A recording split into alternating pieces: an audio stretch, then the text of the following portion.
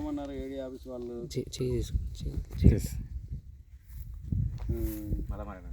కాబట్టి మనకు ఏదైతే రీసర్వేలో మనకు మీరు చూపించే గెట్లను ఆధారంగా చేసుకొని కొలతలు వేసి మీకు ఎంత వచ్చింది ఎక్కువ తక్కువ అని చెప్పినప్పుడు ఆ చుట్టుపక్కల రైతులంతా అనుకూలంగా పోయి ఎవరికి ఎంత ఉండాలనో అంతవరకు ఉండే విధంగా చూసుకొని గెట్లు మార్చుకొని పోతూ ఉంటుంటే సబ్ డివిజన్ ఒకటే ఉంటుంది కదా.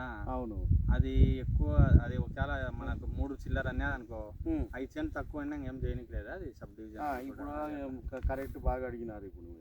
ఇప్పుడు ఒక ఎకరా భూమి కొలిచినప్పుడు 95 సెంట్లు వచ్చినా ఎకరా 5 సెంట్లు వచ్చినా కూడా దానిని మనము ఉన్న భూమి కిందనే లెక్కేసుకుంటాం. ఎందుకంటే అప్పట్లో మనకు బ్రిటిష్ వాళ్ళు కొలతలు కొలిచినప్పుడు ఏమైందంటే గొలుసుతో కొలిచినారు.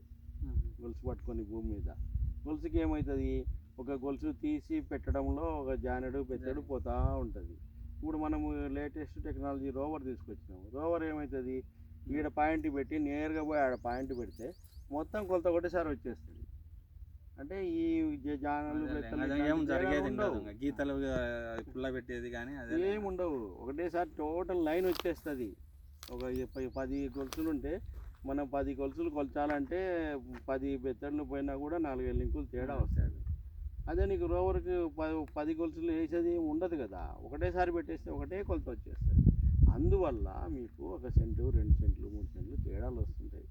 ఒకవేళ అట్లా కాదని ఎక్కువ తేడాలు వస్తే ఈ ఎక్కువ తేడా ఎందుకు వచ్చింది, ఎవరికైనా ఈ నెంబర్లో తగులు ఉన్నాయా, ఎవరికైనా ఎక్కువ ఉందని ఆ నెంబర్ మొత్తం కూడా ఒకసారి మళ్ళీ చెక్ చేసి ఎవరికైనా హెచ్చు తగులు ఉంటే మళ్ళీ అందరూ రైతులను పిలిపించి, అయ్యా నీ రిజిస్టర్ పత్రం కానీ మీ పాస్బుక్ కానీ ఉండేది ఇంత, దీని ప్రకారము మీకు ఏముందో దాని ప్రకారము ఎట్లు మార్చుకొని ఎవరికి వాళ్ళు సమస్య లేకుండా చేసుకోండి అని చెప్పి మీకు పిలిపించి చెప్తారు.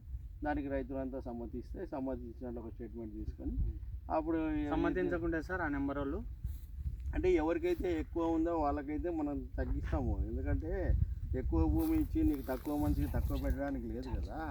అట్లా సమస్య ఉన్నప్పుడు ఏం